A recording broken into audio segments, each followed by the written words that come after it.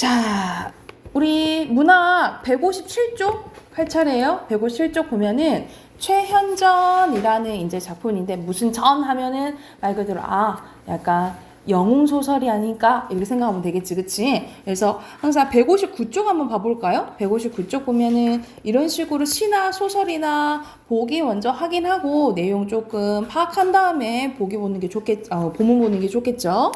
자, 최연과 같은 영웅 소설에는 공통적인 서사 구조가 나타나는데, 자, 주인공은 하늘이 낸 비번한 인물로 어린 시절 고난을 겪어도 했지만 새로운 인물들과 운명적으로 만나 고난을 극복해 갑니다. 주인공은 고난과 극복의 과정을 반복하다가 결과적으로 승리하게 된다라는 행복한 결말을 이제 지른다라고 보시면 되겠죠. 그래서 여러분 영웅 서사적 구조는 7단계 지닌다 했잖아요. 그치? 다시 한번 얘기하면 첫 번째 하늘에서 뭐 태어났다 막 이 얘기 나오잖아요. 고귀한 혈통을 가지고 있고 그리고 뭐 비범하게 태어난다 했죠. 비범한 탄생. 그리고 비범한 탄생하고 선생님이 섞어버렸네. 고귀한 혈통, 기이한 탄생인데 선생님 비범한 능력이랑 합쳐버렸다. 기이한 탄생 그리고 비범한 능력을 가지고 있고 그러니까 시기질투한 사람들이 많겠지, 그치? 고난 있고 극복하고 또 고난 오고 극복한 다음에 행복한 결말 또는 위협 달성 이 보통 7단계를 지닌다라고 생각하시면 돼요. 이게 이제 영웅 소설의 이제 대표적인 서사 구조라고 생각하시면 돼요. 이걸 이제 확인하면서 이제 본문 한번 봐볼게요. 자, 150 쓰고 157쪽으로 다시 앞으로 갑니다. 자, 157쪽 보면은 수적들이 현 주인공이죠. 현의 다리를 잡고 물에 던졌을 때 풍랑이 현을 휩쓸다가 모래사장을 내굴었다. 어린 시절이네. 물을 끝없이 토하고 어머니를 부르며 통곡하다가 사방을 둘러보니 무인지경이었다라는 걸 사람 아무도 없었다는 거야. 이때 절강 소홍부에 유소사라는 제사장이 있었대. 약간 이런 황성에서 벼슬 하다가 나이가 들어 퇴사하고 고향으로 돌아오는 중이었는데 문득 울음소리가 들려왔다라는 거죠. 이런 이제 약간 우연성을 볼 수 있겠지, 그치?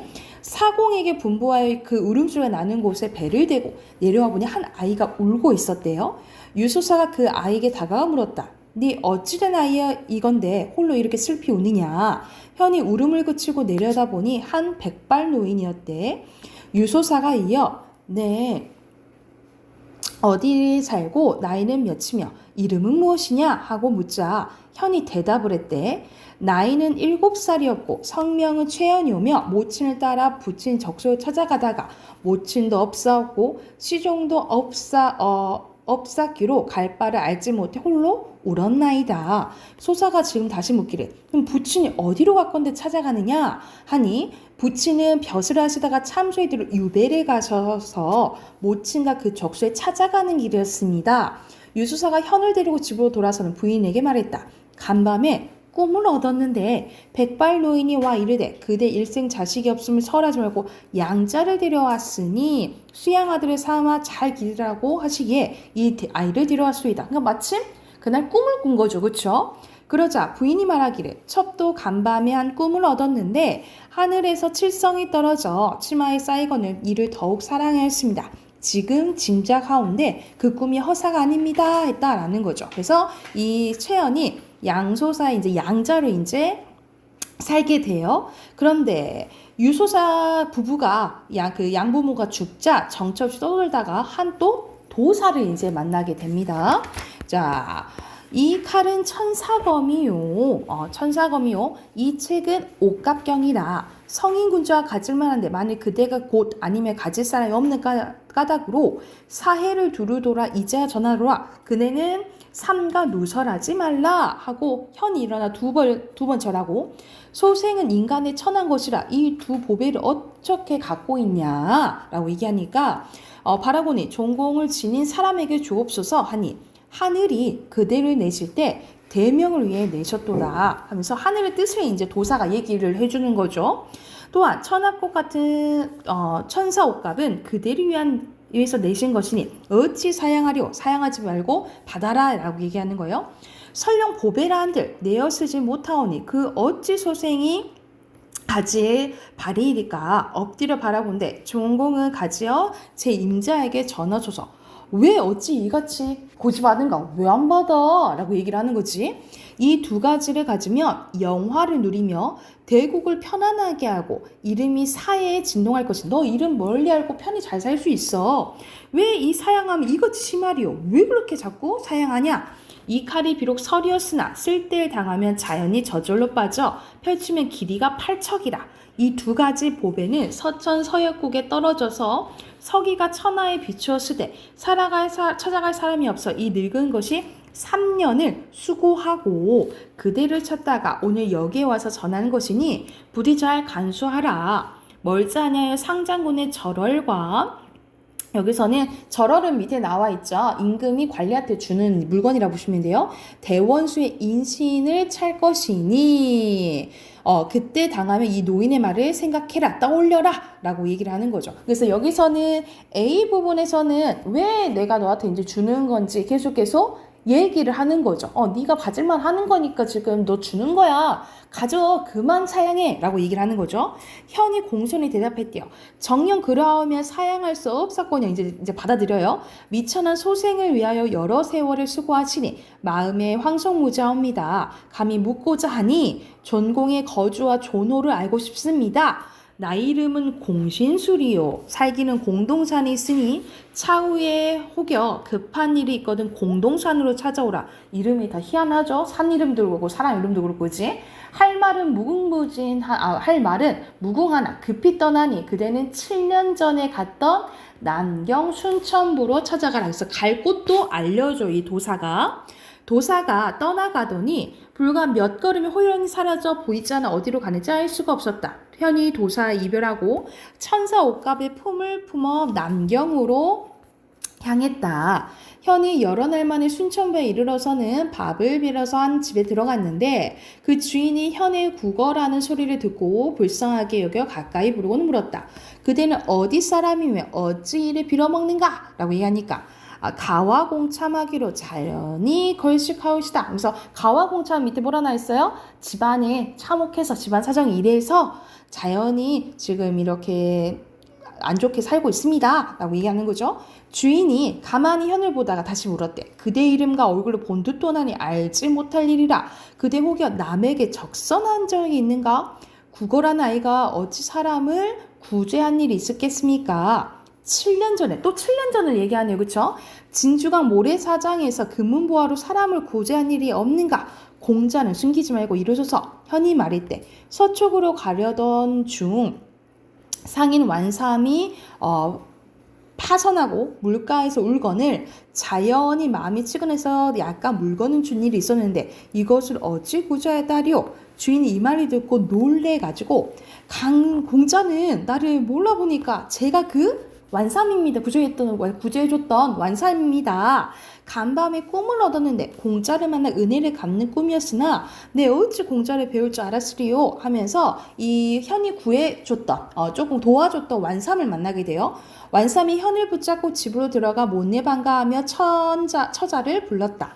진주강에서 나를 구하던 공자가 이제 오셨으니 만일이 공자가 아니었던들 너희들의 순천부 관비가 될 것을 어찌 면할 수 있었고 오늘날 먹고 입는 것이 어찌 군생을 면했으리요. 이제 뵙기에는 천만몽배의 일이요 하늘의 지시임이라. 완삼이 못내 살해하니 현이 또한 공손히 대답했다. 작은 것을 주고 큰 인사를 받으니 도리어 민망합니다 하고 챙겨줬다라는 거죠. 그래서 얘가 어렸을 때도 죽을 뻔한 거를 이제 유소사 그 부부가 또 구해주고 이제 또 도사도 만나고 지금 이제 또 완삼도 만났잖아요. 그치? 이런 식으로 먼저 약간의 어려움은 있지만 사람들 조력자들을 이제 만나면서 극복해 나가는 이야기라고 생각을 하시면 돼요.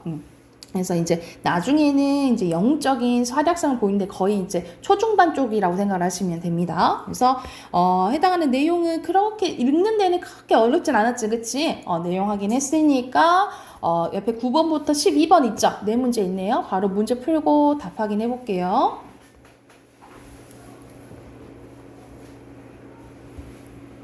다 풀었죠? 같이 볼까요? 자, 9번에 봐보자. 여기서는 적절한 거 고르는 건데 언어의 말장애 전혀 없지, 그치? 그리고 세밀한 외양묘사 없고요. 주로 대화를 통해서 진행되죠, 그쵸? 3번이네요.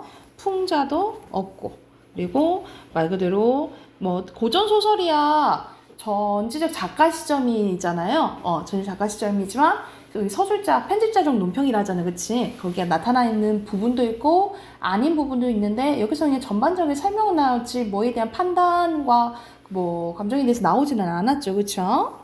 10번에는 설득하는 거 있잖아요, 그치? 이거 너 얼른 받아라 라고 설득하는 부분이니까 3번이고요. 11번에 기역과 니은에 대한 설명이네요. 기역은 공신술이고 니은은 완삼이잖아요. 서로 약간 조력자긴 하죠. 조력자인데 도사랑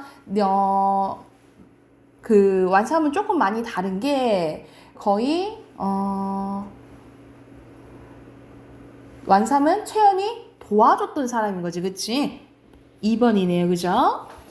자, 12번에 적절하지 않은 거 3점짜리 문제였네요. 몇 번입니까? 2번이겠죠? 여기서는 자신이 지닐 수 없다고 최연이 말하는 건 얘는 겸손의 의미로 말한 거잖아. 오히려 도사가 네 거다. 내가 줄만한 하는 거 주는 거다. 그 말을 통해서 약간 최연의 승리를 알 수 있다라고 보시면 되겠죠? 2번이라고 보시면 되고, 그거 다음에는 옆에 보면 한승원의 버들떼기 있거든요. 이제 현대소설이 하나 나와요. 이 현대소설 보고 그 다음 비문학으로 넘어갈게요. 자, 15번도 여기 또 봐볼게요. 여기도 복이 나와 있지, 그치? 161쪽에 15번 보면 복이 또 보고 본문 봐볼게요. 이 작품은 빈곤, 고립된 생활 환경, 그리고 젊은이들의 무관심으로 인한 노인 계층의 소외된 삶과 피부치에 대한 조건 없는 희생과 내리사랑을 서사를 중심으로 두고 있대요. 특히 쇠약한 몸과 경제적인 궁핍 속에서 손자를 삶의 희망으로 여기는 인물을 통해서 노인 계층이 직면한 삶에 대한 삶의 문제에 대한 주제의식을 드러냈다라고 보시면 되겠죠. 그러니까 안 좋은 상황에서 우리가 보통 뭐 잘 이제 못 살고 하면은 자식한테 더 해주고 싶어 하고 자기가 못했던 거, 못 누렸던 거 자식한테 막 해주고 그리고 또 기대하고 뭐 이런 것들 있잖아요, 그렇죠? 그거에 대해서 뭐 나올 수도 있겠죠. 한번 내용 한번 봐볼게. 자, 버들떼기 제목이 버들떼기잖아요, 그쵸? 중심에 나오는데 버들떼기는 들판과 바다를 왼쪽에 끼고 걸었다. 들판은 겨울보리들이 파랬는데 바다에는 부연 먼지 같은 안개가 덮여 있었다. 그 우중충한 안개가 그녀의 마음속에도 끼어 있었다. 한숨을 쉬었다. 이 자식은 언제나 철이 들어 제 앞가림을 하려고 살려는가. 죽기 전에 그놈 당당하게 사는 모습이 보는 것이 소망인데 좀처럼 기미가 보이지 않았다. 그 암담한 생각을 하자 다리가 팍팍해졌다. 휴 하고 한숨을 쉬었대. 버들떼기라 나오고 이 버들떼기 심리 나오잖아, 그치? 그럼 시점은 항상 확인하셔야겠죠. 시점은 전지적 작가 시점이라고 보시면 되겠죠. 3인칭 전지적 작가 시점이고, 이날 용복은 방 안을 들어오자마자 축구머 불 조금 떼지 하고 보일러의 센서를 오른쪽으로 틀 수 있는 데까지 틀어놨대. 화살표가 마지막 단계 연속에 닿았다. 곧 보일러가 부르릉 소리 내며 가동되었다. 버들떼는 아깝다고 밤에 잘 때 한 차례만 떼고 난 기름을 용복은 집안에 들어 앉아 있는 한 계속 때리고 들었다라는 거죠. 여기서 이제 좀 차이가 나지, 그치? 할머니는 아끼려고 하는 건데, 그렇지만 버들떼는 손자가는이 말리지 않았다. 그러니까 여기서 용복이 손자인 거죠. 보일러 돌아가는 소리를 들으며 용복은 이불을 덮고 드러누웠다. 버들떼기 이렇게 불편한 몸을 이끌고 살아가는 것은 눈앞에 얼씬거리는 유일한 손자 용복 때문이었다. 그래서 용복은 그녀에게 있어 삶의 허기를 충족시키는 보물이었대. 그러니까 거의 삶의 약간 목적, 삶의 완전 이제 살아간 이유가 이제 손자였다라고 얘기하는 거죠. 늦둥이 아들 하나가 있었는데 막일 하러 다니다가 싸움질하고는 교도소에 갔다. 두 해 뒤 겨울에 나와서 어디든가 취직을 하고 요리 학원을 다닌다고 하더니 어느 날 갓난아이를 안고 나타났다. 앞으로 결혼할 미장원 처녀가 낳은 아기라는 것이었다. 잠시만 맡아 키워주면 돈 벌어 결혼식하고 살림 차린 다음 데려가겠다는 것이었다. 한데 아들은 아기를 맡기고 간 다음 종무소식이었는데 버들댁은 그 아이를 우유도 먹이고 밥도 씹어 먹여 키웠다. 그 아이가 용복이었다라는 거죠. 그래서 거의 진짜 그냥 손자가 아니라 자식처럼 그냥 키운 거죠. 그렇죠? 한데 용복은 제 아비의 길을 가고 있었다. 농고를 졸업을 하고 자동차 정비 공장을 다닌다더니 그것을 그만두고 식당 일을 한다고 한다. 이 자식도 싸움질 하는지 가끔 눈두덩이를 멍들거나 입술이 터진 채 밤 깊어 차를 몰고 찾아가곤 했다. 버들댁은 손자의 다친 얼굴을 보면 가슴이 아리고 시리고 미어지는 했는데 끌어안고 손으로 만지고 멍든 자리를 볼과 입술로 비벼주었다. 주인 양반이 시키는 대로 고분고분 일이나 할 것이 누구하고 싸웠기 이르냐? 버들댁은 애다른 소리를 하자 용복은 장차 국가대표 선수가 되려고 도장에서 연습을 한다고 했다라는 거죠. 국가대표가 뭐 하는 거 싫어하냐? 금메달을 먹겠다면 가만히 앉아 편히 먹고 사는 거지. 버들댁은 자기도 모르게 호다! 아이고 좋다 그거! 라고 했다는 거죠. 그것은 새학기 시절에 꼬부랑 시할머니 쓰던 말이었다. 기대한 만큼 좋은 결과가 나타나지 않을지도 모른다고 생각되지만 그래도 어쩔 수 없이 더러운 소망으로 기대하면서 짓거린 말. 좋은 일에 제발 그렇게만 좀 된다면 얼마나 좋겠냐라는 말이었다라는 거죠. 그런데 얼굴은 어쩌다 이렇게 다쳤냐 하고 이제 속상한 거야 할머니는. 자, 할머니는 손자의 멍든 곳을 어루만지고 쓰다듬었다. 아이고 여기 다칠 때 내 새끼 살이 얼마나 아팠을까. 가슴을 앓고 쓰렸다. 용복은 퉁명스럽게 연습하느라고 그런 것이게 염려 말고 얼른 이달치 돈이나 내놓소. 그러니까 아무렇지 않게 이제 뭐 용돈 주라고 이제 얘기를 한 것이.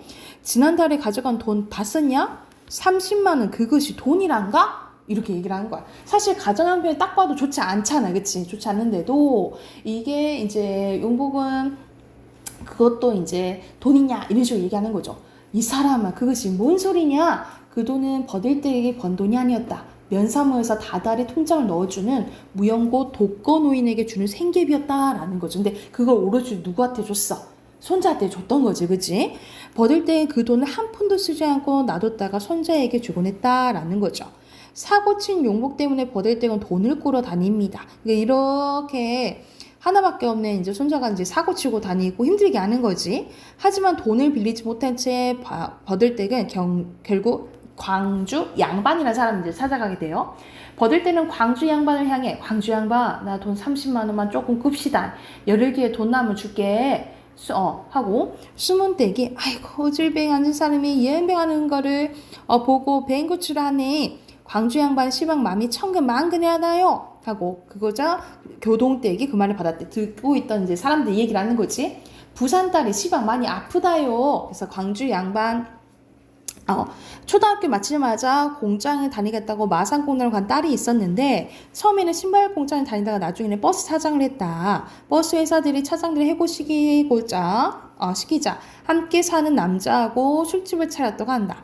광주 양반은 그 딸에게 부채가 많았다. 결혼식도 치르지 못하고 혼수 한 가지를 해주지 못한 것이었다.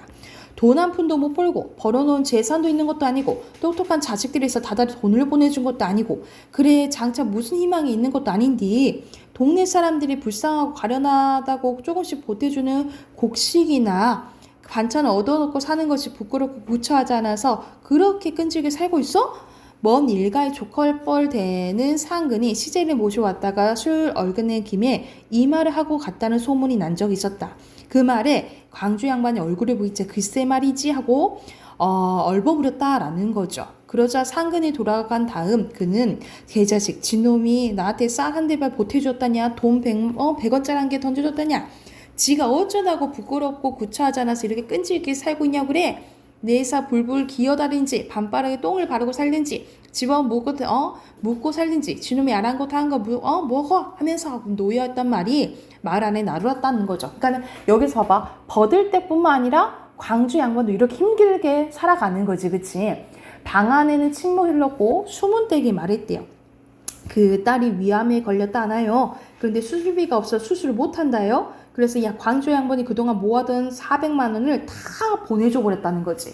아이고 이게 어쩌라고. 그래서 광주 양반이 살아있기 때문에 아버지 노릇 참말로 잘해줄 거면 아버지 되니까 그런 돈도 보내주지. 세상 그 누가 깽장 한번 보태준다요 하고 위로하는 말이었지만 이 버들댁의 마음은 벌써 절실 집으로 달려가고 있었대. 왜냐면 자기도 그럴 상황이잖아. 그치? 그럴 상황인데 못해주는 상황이잖아. 그쵸? 그래서 여기서는 자식을 위해서 막 모든 것을 해주고 싶지만 빈곤해서 그렇지 못하는 삶에 대해서 안타까움에 대해서 얘기한 글이라고 생각을 하시면 돼요.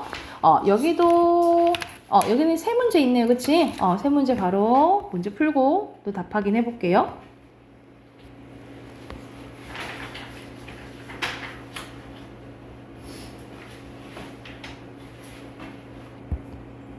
답 확인해 볼까요? 자, 3번 보면은 A 부분에 나타난 설사의 특징이잖아. 여러분 A 부분 보면은 어느 부분 보면 바다길을 걸었다 했잖아. 그쵸? 근데 그 우중충한 안개가 그녀의 마음속에서도 끼어 있었다라는 얘기가 나와요. 그치? 그래서 여기서는 안개라는 자연물을 통해서 정서 드러낸다라고 보시면 돼요. 그래서 1번이고요. 13번은 1번. 그리고 14번에 알맞지 않은 것은 자, 아까 전에 기억 부분 보면은 호다 그랬다 했잖아. 호는 어떤 의미라고 했어? 기대만큼 좋은 결과가 나타나지 않을지라도 어쩔 수 없이 바라는 소망이라고 생각했잖아. 그치? 그래서 여기서는 기대한 만큼이 아니지. 그치? 기대만큼 결과가 나타나지 않다고 생각은 하지만 할 수 없이 하는 그런 소망이라고 생각하시면 되겠죠. 여기도 1번이에요. 그리고 15번에 알맞지 않은 것은 5번인데 광주 양반이 모아둔 돈을 딸에게 다 보내서 수술을 하지 못한다고 수문떼기 말을 못한 것은 노인의 경제적인 궁핍에 대한 젊은이들의 무관심이에요. 약간 용복은 그럴 수 있다고 보겠지. 그치? 왜냐면은 그것도 돈이야 하면서 마음대로 막 쓰고 이러지만 여기서는 광주 양반이 돈이 없어서 수술하지 못하는 딸한테 다 돈 보내준 거잖아요. 그쵸? 그래서 예를 들어서 자식에 대한 이제 뭐 사랑 이런 걸 알 수가 있겠죠. 그쵸? 이게 전혀 아니네. 5번이에요. 그래서 19대2 뒤에 남았거든요. 이거는 이제 다음 주 되면은 이제 좀 끝날 것 같아요. 여기쯤 되면. 이거 다음 주에 해서 하고, 오늘 글 쭉 보기에는 힘드니까 문법 먼저 할까요? 오늘 문법 다 끝내버릴까요? 오늘 문법 다 끝내버리시. 문법 먼저 합시다. 문법 오늘 다 끝낼게요. 왜냐면 뒤에 고대국어 나오는데 우리 152쪽 할 차례인데 맞죠? 152쪽.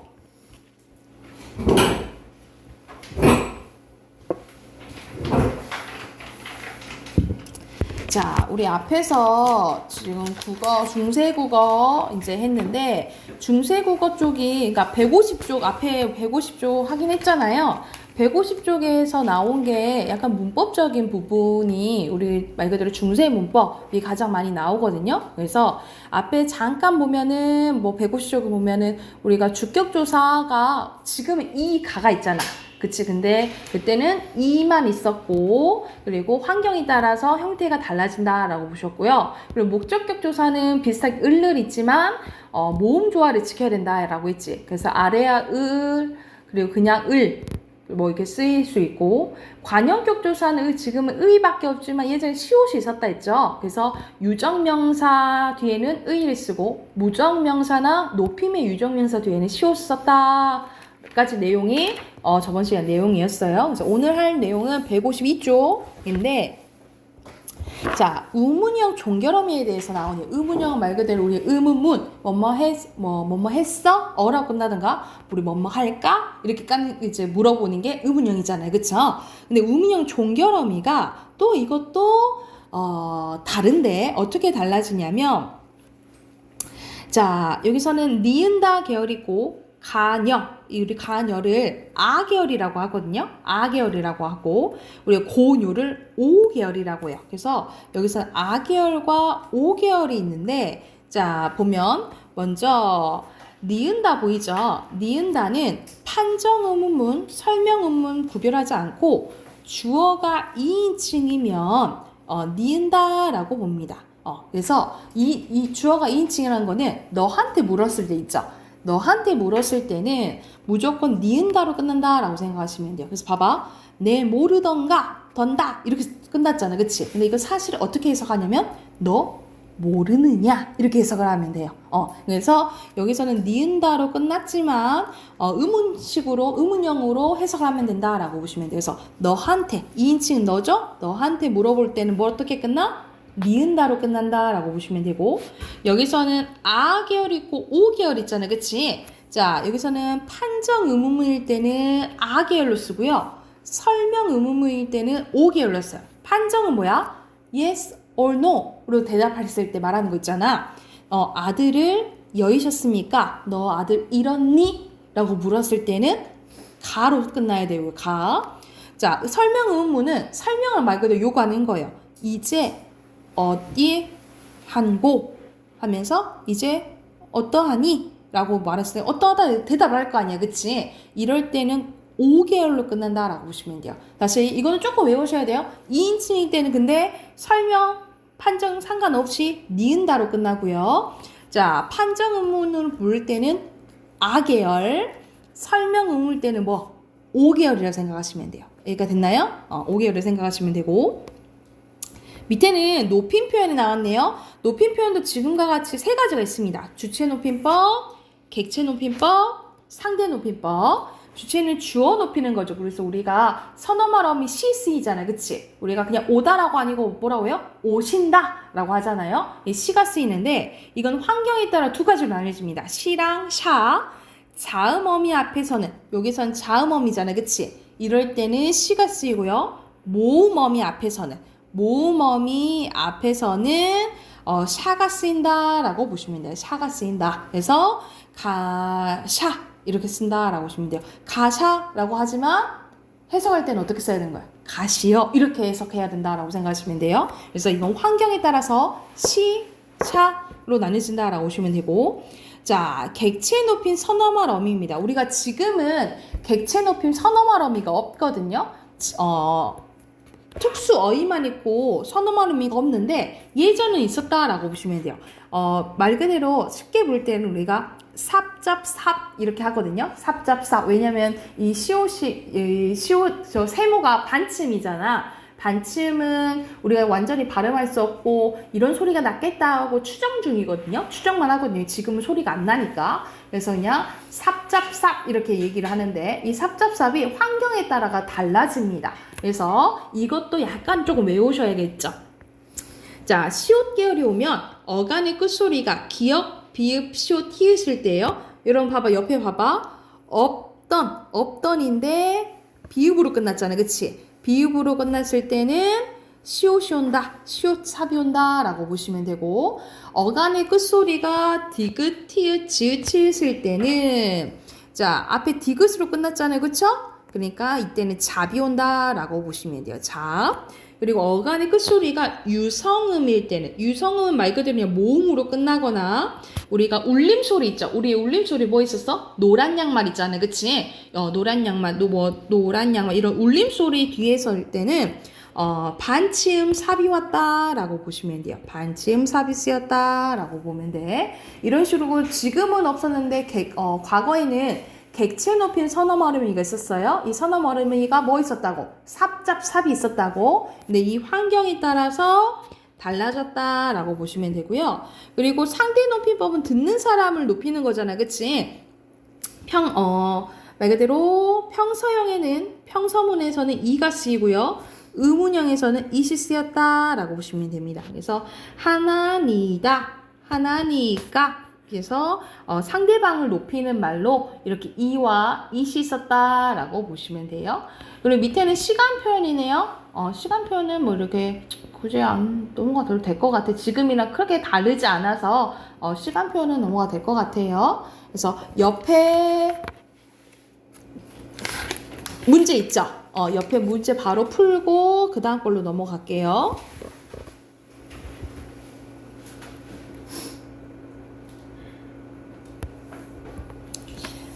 봐볼까요?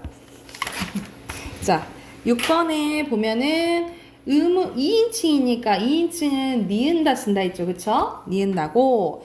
2번 중세국어에서는 상대 높임 나타내는 거 it이랑 이 있었잖아요. 그쵸? x죠. 그리고 중세국어의 주체 높임 선언 어미에는 뒤에 오는 모음 성격에 따라서 다르게 나타나냐? 모음이 오면 형태 달라졌잖아요. 그치? 샤가 됐죠. 그쵸? 맞죠? 자, 여기서는 높임 서머말 어미가 사용되지 않는 것은 객체네, 객체. 여기서는 1번이죠. 2는 여기 상대 높임이잖아요. 그쵸? 여기서는 삽, 반치음 삽, 잡시였잖아요. 그지? 그리고 여기서는 평서형, 의문형, 그리고 시제를 표현하는 거, 여기서는 경청, 근민, 하시어, 더욱 굳으십니다. 라고 했을 때, 리 나오잖아요. 리. 여기서는 왼쪽에 봤을 때, 리는 미래 시제죠. 미래 시제 쓰시면 되고요. 자, 여기서는 옆에 표 봐보면, 부처잖아. 부처가 세간에 나셨습니까? 라고 물어봤어요. 그래서 부처는 3인칭이죠. 그리고 여기서는 설명 의문이 아니고 판정 의문이잖아. 세간에 나셨습니까? 응. 아니? 이렇게 되잖아요. 그쵸? 여기서는 무예요. 안 나왔고 여기서는 주어 인칭이 너니까 2인칭이잖아요. 그쵸? 물음이 오면은 누구에서 배웠니? 그러면 누구라 대답해야 되잖아. 설명 의문이죠? 그래서 물음말이 있다라고 보시면 되겠죠. 누구? 유. 그리고 의문형 종결어미. 기억에는 그러니까 3인칭의 판정 의문문이어야 되잖아요. 그러면은 계열이어야겠지. 그럼 계열 뭐 있어요? 요거 쓰시면 되겠죠. 요거 쓰면 되고. 그리고 니은은 상관없이 2인칭이잖아. 2인칭에는 뭐 쓰면 된다 했어요? 니은다 쓰면 된다 했잖아요. 그쵸? 그러면 계열이랑 니은다 찾으면 되겠네. 계열이랑 니은다 하면은 1번이 답이겠네요. 그죠? 이해됐습니까? 이런 식으로 이제 고르는 거라고 생각하시면 돼요. 여기까지 중세국어고 뒤에 넘기면 154쪽에 근대국어 나오거든요. 사실 고대, 중세, 근대하면 가장 중요한 게 중세국어긴 하거든요. 근데 근대에서는 이제 좀 많이 사라진 부분이 있는데 새로 생긴 부분 보면은 7종성법입니다. 중세국어와 달리 자 여기서는 디귿 대신에 지금은 우리 음절의 끝소리 기초 배웠잖아. 가느다란 물방울 이것만 받침 발음된다 했잖아요. 그쵸? 그런데 여기서는 지금 디귿이 발음되지만 이때는 디귿 대신에 뭐가 소리가 났다 이 말이야? 시옷이 발음됐다라고 얘기하는데 S 발음이 났다라고 추정하는데 지금은 쓰이지 않으니까 발음을 쓸 수 없겠죠.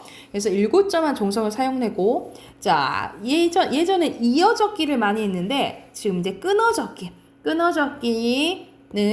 분철이라고 보시면 돼요. 같은 말로 분철이에요. 분철하기 시작했다라고 보시면 됩니다. 그래서 이어적기에서 이어적기는 같은 말로 연철이라고 하거든요. 연철에서 분철로 넘어가는 과도기적 현상으로 거듭적기가 나타납니다. 거듭적기는 같은 말로 뭘 하냐면 중철이라고 해요. 중철. 그래서 봐봐. 님을 지금은 우리가 님을이라고 끊어적기 하잖아요. 그쵸? 근데 예전에는 님을 이어적기 했고 근데 많이 끊어적기 하다 보니까 또 이어적기도 하고 그리고 끊어적기도 하는 님을 이렇게 하는 중철이 나타나기도 했다라는 이제 내용이에요. 그리고 방점 우리가 성조 표시할 때 방점 찍었잖아요. 그래서 평서형은 평성은 점 안 찍고 점이 하나 있으면 높은 소리 예를 들어서 아가 있으면 하면은 높은 소리 이렇게 하고 점이 두 개 있으면 상성에서 낮았다가 높아지는 데서 이렇게 되는 소리가 이제 성조 표시를 방점이 있었는데 방점이 사라졌다라는 이제 내용이에요. 그리고 없어질 의문들이 생기죠. 아래아가 없어지고요. 그래서 특히 이건 좀 잘 봐야 돼. 아래아는 자, 둘째 음절에서는 으로 발음하고요. 그리고 첫째 음절에서 아로 변합니다. 그래서 똑같이 봐봐. 여기 아래아가 두 개 있잖아요. 그쵸? 근데 첫 번째 음절은 뭐로 바뀌어?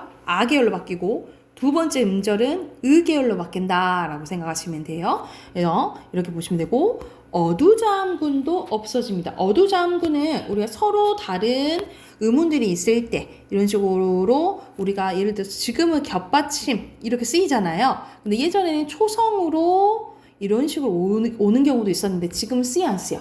안 쓰인다라고 보시면 되겠죠. 그래서 예전에 선생님 한번 얘기해 줬을까요? 우리가 지금 먹는 쌀 있죠? 쌀을 이렇게 예전에 이렇게 썼었거든요. 무쌀 이렇게 다 발음이 됐다라고 하는데 지금은 이제 안 쓰이는 거지. 그리고 앞에서 말했듯이 성조가 없어졌고요. 예전에는 국외음화가 없었는데 우리 국외음을 배웠잖아. 국외음화가 이제 생기기 시작합니다. 그래서 디귿 지읒으로 바뀌게 되고 원순 모음화가 진행되는데 우리가 원순 모음은 이게 기억나나? 이, 에, 위, 웨, 오가 단모음 10개인데 우리가 이렇게 입술 모양이 동그라미가 되는 걸 이거를 원순 모음이라 하잖아요. 근데 예전에는 우리가 지금 먹는 물 있죠. 지금 마시는 물은 예전에는 물이었어요. 물. 평순 모음이었단 말이죠. 근데 이게 뭐로 변했어?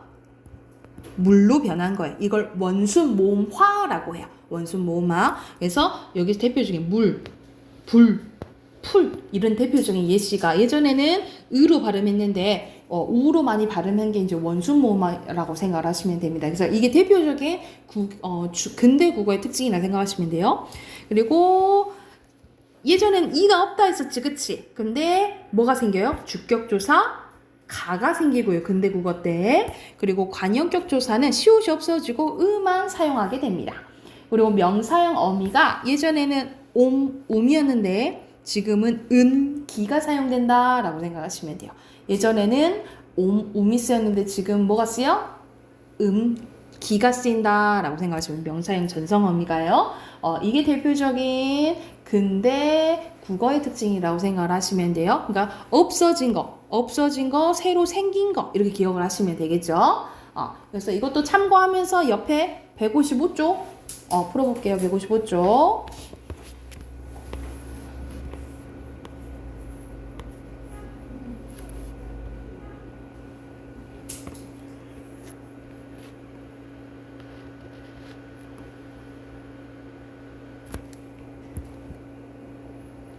자, 여기서는 종성어로 표현하는 거는 7개인데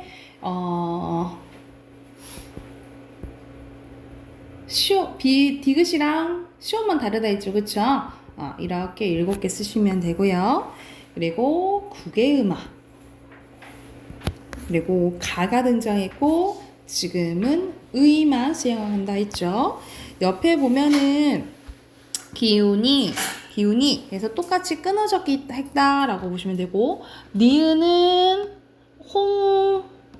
홍색이잖아요. 홍색을 이렇게 적혀져 있죠. 지금은 해석하면은 홍색을이잖아. 그치? 근데 여기서는 목적격 조사가 똑같이 을 쓰였고 여기도 똑같이 을 쓰였네요. 그죠? 똑같은 을 쓰였지. 그치? 그리고 갓한 쓰였지. 갓한. 근데 해석은 어떻게 해요? 같은 이렇게 했잖아요. 그쵸? 같은. 그래서 모음이 여기서는 아리아가 쓰였고 여기서는 아랑 같은 의가 쓰였지. 그치? 여기서는 아레아만 쓰였고 의가 쓰였고 그리고 리을은 거슨이네요. 지금 우리가 거슨이잖아. 그치? 표기 방식은 여기서는 이어 적기 한 거고 현대어는 끊어 적기 하죠. 그리고 미음 보면은 사디는 해서 지금의 빠디는이죠. 그쵸?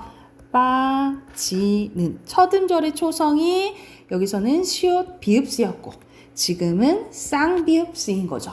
이렇게 쓰면 되겠죠. 그치? 이렇게 봤을 때 자 위로 올라가 보자. 기운과 이를 끊어 적게 했군. 맞잖아요. 그쵸? 그리고 현대와 같은 을 사용됐네요.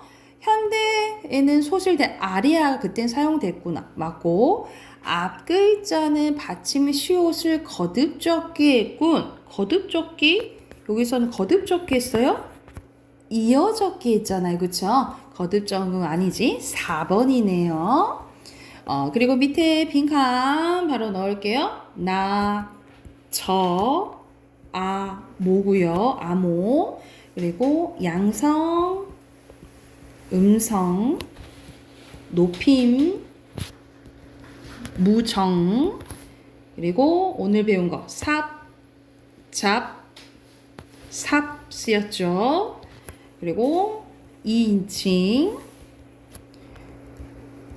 나, 밑에 아래에서 찍으시면 돼요. 7자, 그리고 끊어적기, 국의 그리고 으고요. 그리고 가입니다. 내가 됐을까요? 자, 앞에 우리가 진도 나간 거 고대 국어부터 이제 중세 근대 국어 관련된 뒤에 문제 나오거든요. 156쪽부터 160쪽까지 숙제로 해올게요. 숙제로 해오고 오늘 이번 주에 좀 숙제를 좀 내줄게. 그리고 비문학 오늘 비문학 못했는데 비문학도 끝까지 숙제.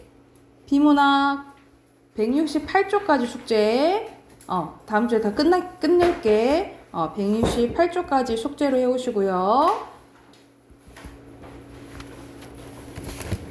그리고 어휘도 외우셔야 돼요. 토요일날 어휘 15, 16대2. 15, 16대2. 자, 숙제 3개야. 어휘 15, 16대2 공부해 오시고, 비문학 다 풀어 오시고, 문법 다 풀어 오시고. 자, 알겠죠?